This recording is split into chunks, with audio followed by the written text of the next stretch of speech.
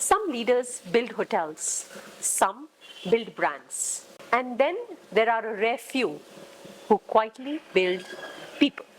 For decades, Gaurav Singh has shaped experiences, not just for guests, but for employees, owners, communities, and the teams that bring hospitality to life every single day.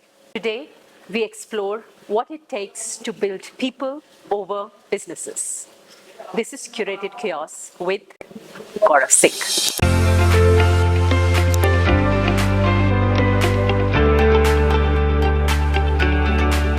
Which part of you will they not see when they are in golf course with you? Which part?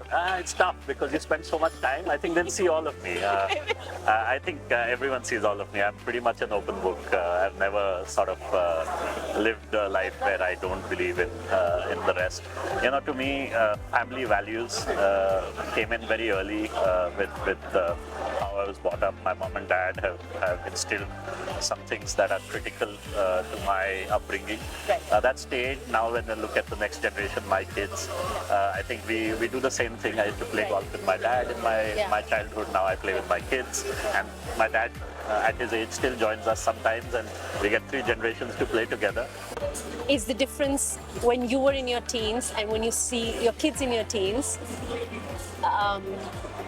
because they've adapted to this lifestyle and particularly embraced golf?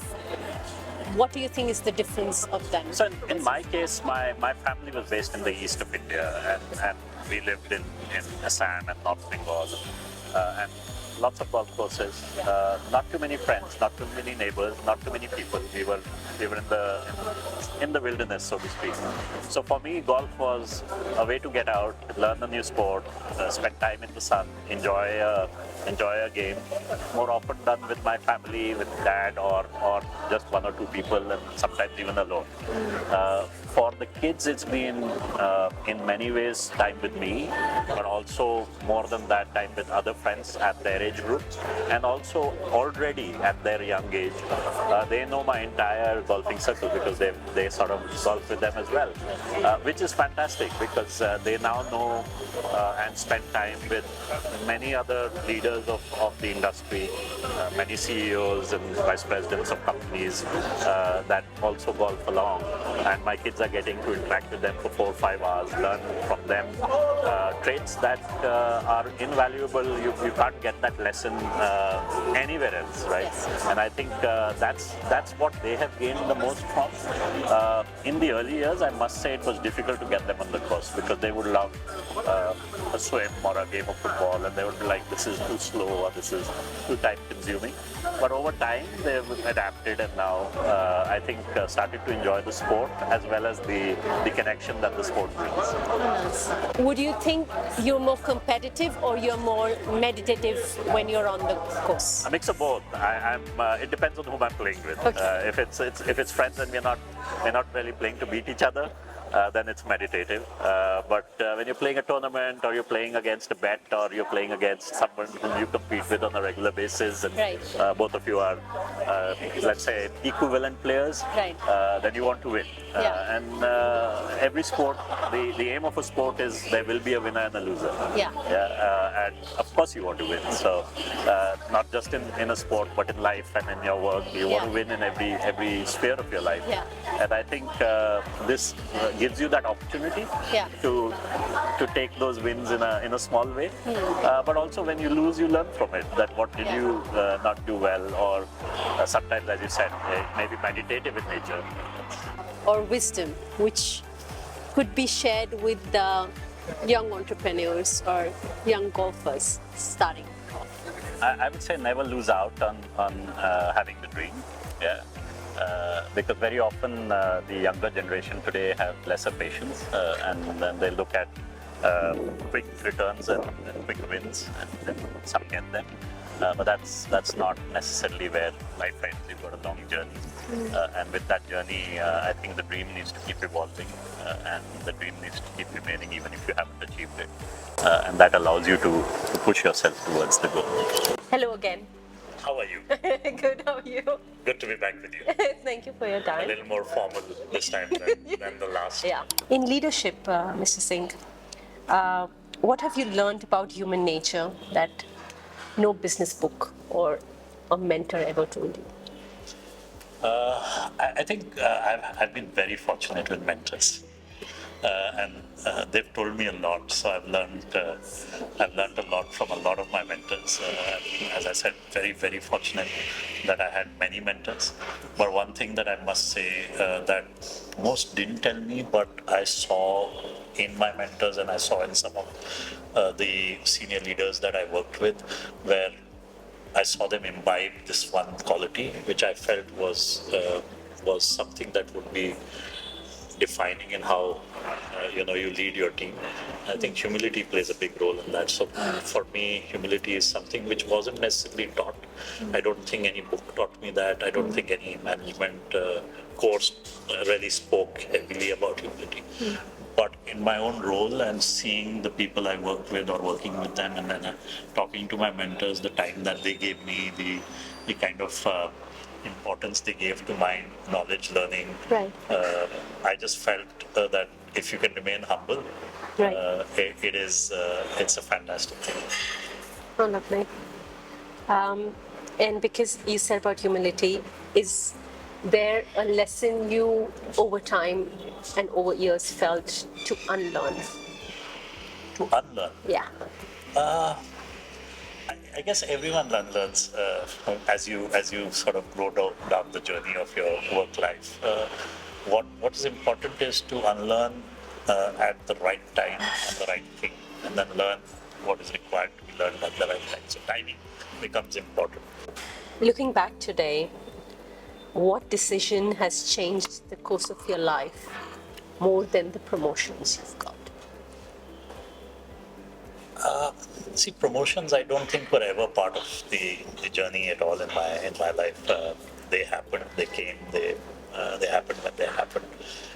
I think the decisions were more about doing things which were meaningful, doing things that you enjoyed, being engaged 100%. Not, I mean, I say this in a little bit of jest and a light note to say that if you're not feeling up to it, then don't even come to work, right? It's just not. It's not okay to be 99%. I feel that when you're there, you're committed, you're fully there, and you must enjoy it. It's not work should not be different from what you would do otherwise. I think it's part of your day. You've got family, you've got friends, you've got passions to live, sport to play, whatever those may be. Yes. And work is one of those. Yes. So to me, it's always been a nice balance between all of this. But you've always been very hands-on. I think anybody who's worked with you. I like that. I like being engaged. I don't know if it's hands-on. I like to know what's happening. I like Right. to be involved. Yeah. But it comes as you mature and as you work with more people and teams. You learn that empowerment is critical. Yes. Your teams grow the best when they're empowered. Yes. And if you don't give them space, then you're doing their job, or you're kind of interfering in their job as well. And I don't think that's fair. If you want your talent, your teams to become the future leaders of tomorrow, then for sure you need to give them space to grow. Yes. And watching countless people, countless guests, and observing them, what is happiness and success defined?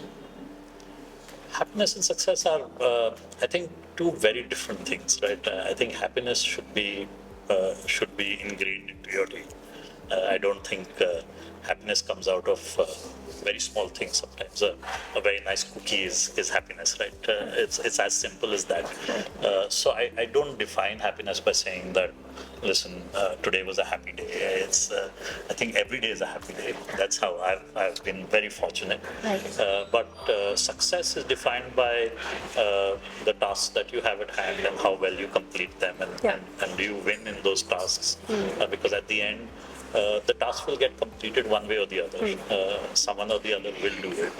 How well do you do it? How well are you able to execute what was at hand? defines the criteria of success. So I would put those two in very different buckets. For me, happiness is just part of my everyday. Success is something that you strive towards, and when you get it, you again strive towards more, and when you get it, you again strive towards more. So yeah, it's always wanting more. I mean, back when we were in hospitality and growing up, it was very different to how to make guests feel safe, guests feel special. It's kind of now very routine in hotels. You know, everyone's doing the same to make sure that the guest is, you know, you get the personalized service, you make them feel special, everything is like 10 on 10. Yet, you, when you're traveling, would have preferences, you know, to going towards a hotel, or when you're going to a city or another country and become a loyal or becoming a repeat guest. What's that one thing you really look at when you're a traveling person? I think you know, you're right that as hotel brands have grown, they've become in a way cookie cutter, or if I may say, almost everyone does a nice amenity. Everyone can do a nice cup of tea or a nice glass of wine and serve it well. The difference is when you're able to really find you know, the mix of where you are, what you're enjoying as a service or an experience, and who the person is who's giving you the service. If all three work together, sometimes magic happens. It's not about the big amenity in the room. It could be a small chocolate, or it could be none. But it is how you're treated, how that interaction goes. And therefore, I say there's a lot of talk today on how digitization or AI will change how you know, things work in the future. But I believe that in hospitality, the individual personal connect of a person cannot change. And more often than not, the best experiences I've had, whether it's in a restaurant or in a hotel that I stay in, or now start to become a regular of, it is because of that connect with that individual. Sometimes it's as good as I can give you an example. There's a small little bar that I frequent often in Mumbai. It's a small little standalone bar. The bartender and I know each other now, and I always sit on the counter and I always have a chat with him. And I go to the bar because that bartender knows my drinks, and I have a very good chat with him. And I like the place. The ambience is nice, the music is nice, the people around you are nice, the service is efficient. All of that works. It's clean, hygienic, safe and secure, and there's a personal connect. You will find a safe, secure place. You will find a clean place. You will find a place which will serve the same drink, maybe have the same music and the same, or even better decor. But this individual kind of makes that difference, and I think that's the important part of hospitality. Oh, lovely. What's the biggest misconception people have of hospitality or luxury hotels? I think India is still sort of defining various brands and tiers of hospitality. If you look back a few years, hospitality meant only luxury. Every time you walked into a hotel, the thought was that, oh, you're going into a hotel, so it's got to be a luxury stay, a luxury experience. That's not the case anymore. You've got you know, hotels which are economy, mid-scale hotels that run efficiently. They're not necessarily luxuries; they are necessities, because you're traveling. You've got to stay in a safe, secure space. They're not meant to be luxurious as well. So I think that's a big misconception, because when we look at the benefits that one gets, whether it's from you know, national bodies on how hospitality is looked at, it's looked at a little elitist, because people sort of dress well, speak well, you know, are seen in these lovely lobbies with great chandeliers and shining white floors. Great lighting and all of that.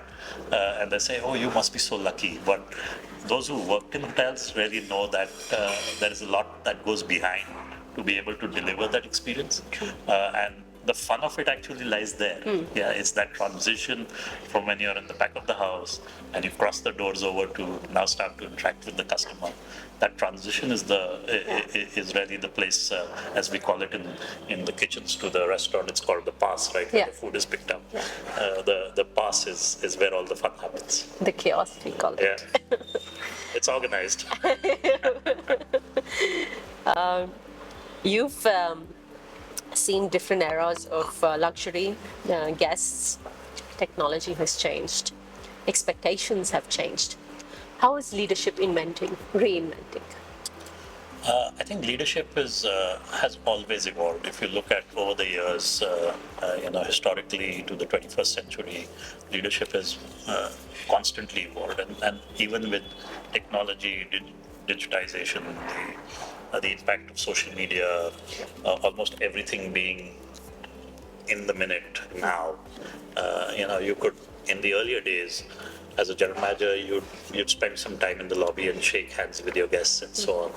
Today, you are interacting with a customer online whom you've never met, and it's happening real time, and people are posting, and you've got various forums and platforms through which people are reaching out to you. There are 10 ways that a person can reach out to a hotel general manager. It could be in the lobby, it could be through an email, through a phone call, through an agent, it could be through social media, through LinkedIn, and you've got to be active in all societies of your sphere to be able to deliver the experience to the customer. And you can't then say, oh, I'm not active on this, or I don't do this, because then you won't be efficient in your work.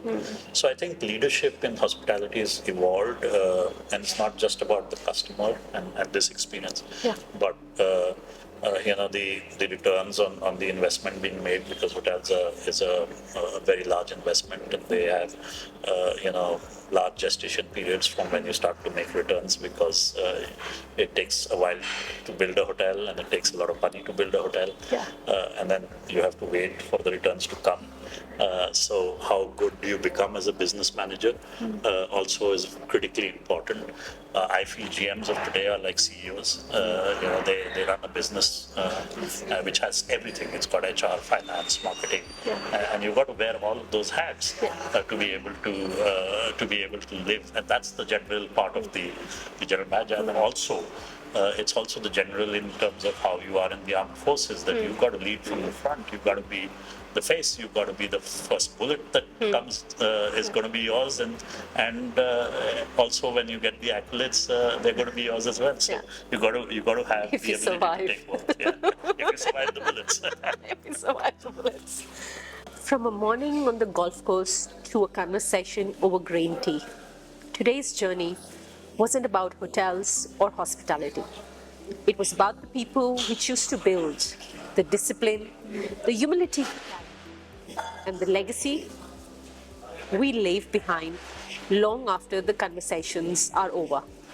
Because the finest leaders don't just create destinations, they create people who go on to shape the world around them.